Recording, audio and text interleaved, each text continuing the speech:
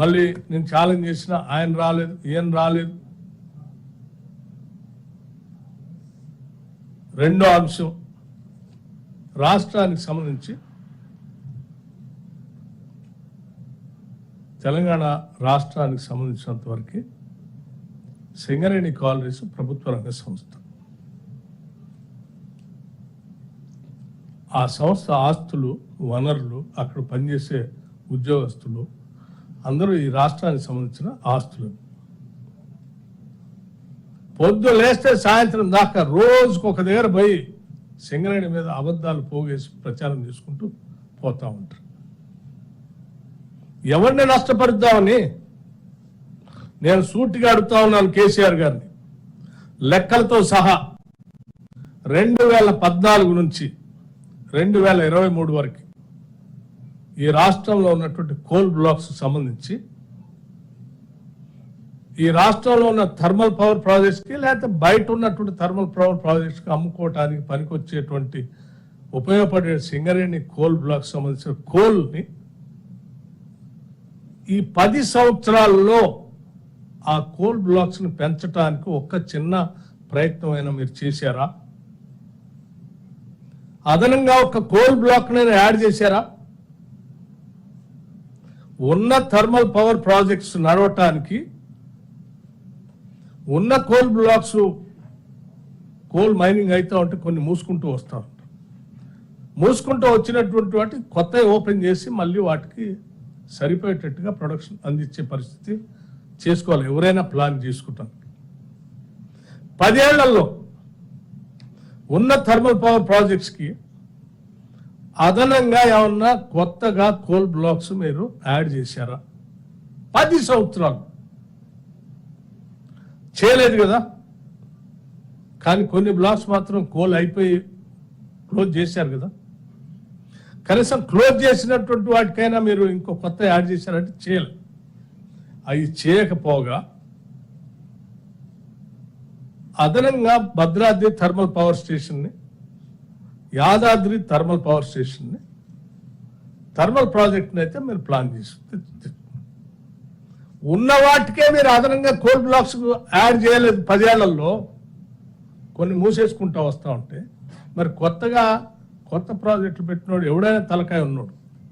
Minimum common sense కదా. ఆడ ఒక 4000 మెగావాట్లు, ఏడొక దాదాపు 5,000 పైన అదనంగా థర్మల్ పవర్ ప్రాజెక్టులు యాడ్ చేసి సరే మీరు మొదలుపెట్టిన దానికి మీరు వాటి మధ్యలో ఆగిపోతే అలా వదిలేస్తే భారం అని మేము రోజు నెల రివ్యూ చేస్తే అనేది ప్రొడక్షన్లో తీసుకొచ్చిన దాన్ని ఏమన్నా కోల్ బ్లాక్ అదనంగా మీరు ఏమన్నా సింగరేణి కాలనీస్ ద్వారా దీనికి అటాచ్ చేశారా, యాడ్ చేశారా అంటే చేయలేదే. నేను అడుగుతా ఉన్నాను సూటిగా హరీష్ రావుని, కేటీఆర్ని, కేసీఆర్ని, మీరు రాష్ట్ర ప్రయోజనాల గురించి మాట్లాడేవాళ్ళు అయితే ఈ థర్మల్ పవర్ ప్రాజెక్ట్స్ కోసం గత కాంగ్రెస్ ప్రభుత్వాలు ఉమ్మడి రాష్ట్రంలో ఏ రకంగా అయితే తెలంగాణలో ఉన్న కోల్ బ్లాక్స్ యాడ్ చేసుకుంటూ వచ్చారో మీరు ఎందుకు చేయలేదు? ఉన్న వాటి కోసం యాడ్ చేయలేదు. పోనీ ఆ భారతీయ జనతా పార్టీ సంబంధించిన కేంద్ర ప్రభుత్వం ఆక్షన్ చేస్తా అంటే ఆ ఆక్షన్లోనైనా పార్టిసిపేట్ చేసి తీసుకొచ్చి యాడ్ చేస్తారంటే అవి చేయలేదు. మరి మీరు ఆక్షన్లో పార్టిసిపేట్ చేసి బ్లాక్ని యాడ్ చేయరు,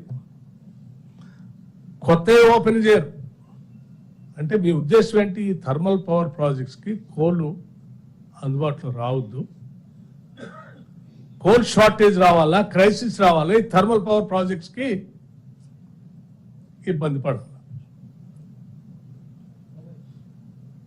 ఎందుకు పడాలా?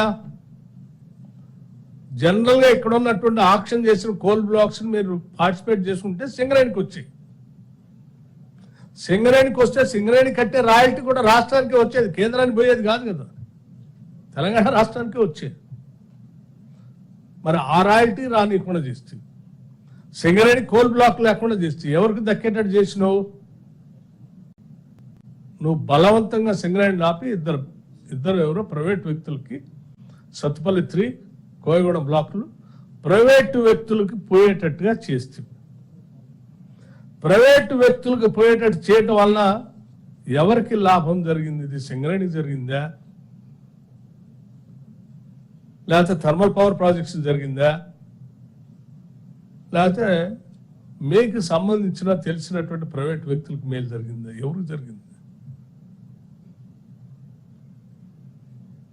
దాదాపు సత్పల్లి 3 ఒక్క దాంట్లోనే 65 మిలియన్ టన్స్ నష్టపోతుంది.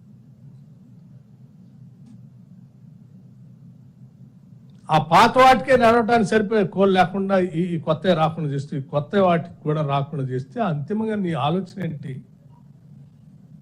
ఉన్న ఎగ్జిస్టింగ్ థర్మల్ పవర్ ప్లాంట్స్ కి అదనంగా యాడ్ అయిన యాదాద్రికి భద్రాద్రికి సింగరేణి నుంచి కోల్ రాకుండా ఉండాలి. అదనంగా వచ్చే కోల్ బ్లాక్స్ ప్రైవేట్ వ్యక్తుల చేతుల్లో పోవాలి. అది ఇది సరిపోతే బయట నుంచి ఇంపోర్ట్ చేసో బయట ప్రైవేట్ వ్యక్తులు సప్లై చేయాలి. ఈ ప్రైవేట్ వ్యక్తులు సప్లై చేయటం కోసమే కదా ఈ కుట్రంతా. నిజంగా ఈ ఆలోచన లేకపోతే చాలా స్పష్టంగా 10 ఏళ్ళు మినిమం ఒక బ్లాక్ అలాట్ చేయించుకోవాలంటే మైనింగ్ ప్లాన్ మొదలుపెట్టి వాడు కోల్ ప్రొడక్షన్ మొదలుపెట్టి సప్లై వచ్చేవరకల్లా మినిమం 5-6 సంవత్సరాలు 10 years, కొన్ని అయితే 10 years కూడా పడుతుంది. ప్లాన్ చేసుకుంటారు. కేవలం సింగరేణి కాలరీస్ మూసేయాలి, అది నష్టపోయేటట్టు చేయాలి, అంతిమంగా వాళ్ళు సప్లై చేయలేని పరిస్థితి సృష్టించాలి. ఆ సృష్టించిన తర్వాత మనకు కావాల్సిన కొద్దిమంది వ్యక్తులతో కోల్ సప్లై థర్మల్ ప్రాజెక్టులు జరగాలి. అది ఇంపోర్ట్ చేసుకొని జరగాల, లేదా బయట నుంచి కొనుక్కొచ్చి తీసుకొని సప్లై చేయాలా? ఇన్ని రకాలైనటువంటి దుర్మార్గపు ఆలోచనతో చేసి వీటిని వదిలేసిపోతే దాన్ని జాగ్రత్తగా ఆ సింగరేణి కాలనీస్ని ప్లాన్ చేసి ముందు పోయేటట్టు చేస్తూ వచ్చిన దగ్గర నుంచి ఆ 2 బ్లాకులు ఎట్లా తెచ్చుకోవాలా, బయట ఉన్న బ్లాక్ ఎట్లా రావాలి. కేంద్ర ప్రభుత్వంతో ముఖ్యమంత్రి రేవంత్ రెడ్డి గారు కానీ నేను కానీ మిగతా మంత్రులు కానీ అనేక సార్లు కలిసి ఈ బ్లాకులు తెచ్చుకోవడం కోసం ప్రయత్నం చేస్తుంటే ఇప్పుడు మళ్ళీ తగుదనమ్మాలి మళ్ళీ మొదలుపెట్టారు. ఒక దగ్గర పోయి ఒక మాట, ఇంకో దగ్గర పోయి ఇంకో మాట, లేకపోతే అక్కడ 40 లక్షల టన్నులు బొగ్గు మాయమైంది, లేకపోతే ఇక్కడ 40 లక్షల టన్నులు. నేను అడిగా, ఓపెన్ హౌస్ పెట్టి మీడియా మిత్రులు అందరూ మధ్యలో కూర్చోబెట్టారు, ఏందా 40 లక్షల టన్నులు అంటున్నారు, ఉందా బొగ్గు ఎట్ట తీసుకుపోతారంటే, సార్ 1 కేజీ బొగ్గు కూడా బయటికి పోవడానికి అవకాశం జియో ఫెన్సింగ్ సిస్టమ్ సింగరేణి కాలనీస్లో ఏర్పాటు చేసింది. ఈ రోజు కాదు ఇది వ్యవస్థ. ఈ సింగరేణి కాలనీస్ బ్రిటిషర్స్ పెట్టింది, వాళ్ళని చూసింది. ఆ తర్వాత ఉమ్మడి రాష్ట్ర పాలనను చూసింది. ఆ తర్వాత వచ్చినటువంటి వ్యవస్థలను చూసింది, మీ వ్యవస్థను కూడా చూసింది. ఇప్పుడు ఇది దాని కాళ్ళ మీద తను నిలబడేటట్టుగా పర్ఫెక్ట్గా సిస్టమ్స్ ఇక్కడ డెవలప్ చేసి వదిలిపెట్టి వెళ్ళాము.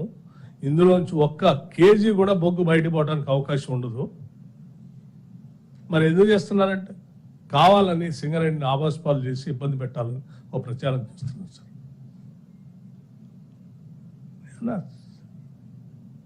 నీ సొంత బిడ్డ సింగరేణి తెలంగాణ రాష్ట్ర ప్రజల ఆస్తి, 40,000 మంది కార్మికులు దాని మీద పని చేసుకుంటూ పోతా ఉన్నారు. సింగరేణి నష్టపరిస్తే ఎవరికి నష్టం? అంతిమంగా తెలంగాణకి నష్టం. రైట్, మీరు అన్నట్టు నేను చెప్తా ఉన్నాను, కేసీఆర్ కూడా వాళ్ళకు కూడా చెప్తున్నాను. ఆర్థిక పరిస్థితి మీద మీకు పేపర్ ఇచ్చాను నేను. ఆర్బీఐ కట్టింది లెక్కలతో సహా మీకు చూపించాము, బ్యాంకులు కట్టింది. సింగరేణికి సంబంధించి కూడా మీరు 40 లక్షల బొగ్గు మిస్ అయిందని అంటున్నారు కదా, సింగరేణికి కొత్త బ్లాకులు రాకుండా ఎట్లా అడ్డుకున్నారో నేను వాస్తవాలను తెలుసుకొని మీకు చెప్పాను. 40 లక్షల బొగ్గు పోయిందని చెప్తా ఉన్నారు కదా, నేను ఎవరో హరీష్ రావు మాట్లాడుతుంటే అబద్ధాలు ఏదో మాట్లాడతాలే అనుకున్నాను. చివరికి నిన్న కేటీఆర్ కూడా మాట్లాడు. రైట్, సింగరేణికి సంబంధించి సింగరేణిలో విజిలెన్స్ డైరెక్టర్ ఉంటాడు.